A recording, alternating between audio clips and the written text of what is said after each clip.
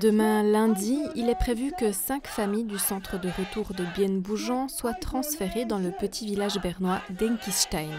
Vendredi, quelques 150 personnes ont manifesté dans les rues de Bienne pour demander aux autorités, encore une fois, que ces familles puissent rester à Bienne.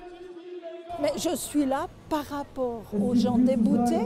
Je trouve que la situation est exécrable. Bien évidemment, Berne décide, c'est leur façon de régler le problème.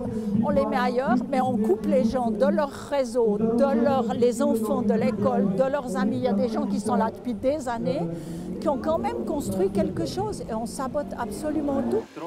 Pour cette famille sri-lankaise venue manifester, c'est là un énième déménagement qu'elle doit supporter.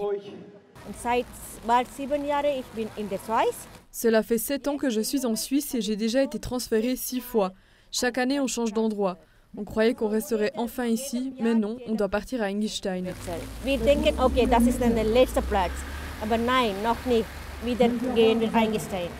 Les conditions de vie dans les containers du centre de retour ne sont pas bonnes pour ses habitants. Le canton doit donc reloger les familles ailleurs. Mais celles-ci veulent tout de même continuer à vivre en ville de Bienne pour des raisons économiques aussi. Chaque réfugié reçoit moins de 10 francs par jour d'aide d'urgence. Or, vivre dans un village isolé avec si peu d'argent, c'est compliqué. For my whole family, they are paying one day 26 francs. Ma famille reçoit 26 francs par jour pour vivre. À Bienne, on peut aller à la Tissot Arena à pied pour faire des courses. Mais à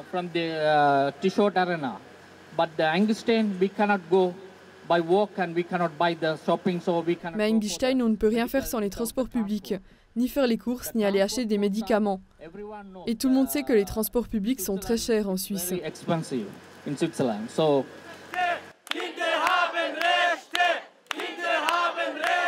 Le canton avait promis aux familles de les transférer à la fin de l'année scolaire de leurs enfants. Mais l'arrivée des réfugiés d'Ukraine a précipité leur départ. Le canton souhaite en effet loger les nouveaux arrivants d'Ukraine dans le centre de retour. La petite Aya, qui doit partir à Enkistein, est désespérée. S'il vous plaît, donnez une chance à moi et aux autres.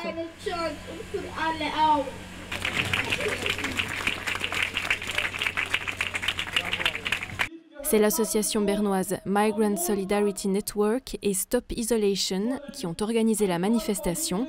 Ils espèrent que la ville de Bienne réagisse d'ici lundi. La ville de Bienne, elle a sans doute beaucoup de marge de manœuvre. On le sait, d'ailleurs, derrière les coulisses, ça se dit qu'il y a des bâtiments qui sont en discussion avec le canton. Et puis aujourd'hui, on voit qu'à niveau suisse, il y a presque 100 000 lits qui peuvent, en l'espace de 1 mois, être mis à disposition pour des personnes venant d'Ukraine. Alors on souhaite que cette solidarité ne soit pas sélective, mais qu'elle soit également au bénéfice des personnes qui habitent dans le centre de Bougeant. Contacté par téléphone, Beat Feurer, directeur de l'action sociale de la ville de Bienne, explique que cette manifestation ne changera rien. C'est au canton que revient la responsabilité de décider où ces familles doivent être logées. La solution qu'il leur reste, c'est d'être hébergées chez des privés prêts à les accueillir.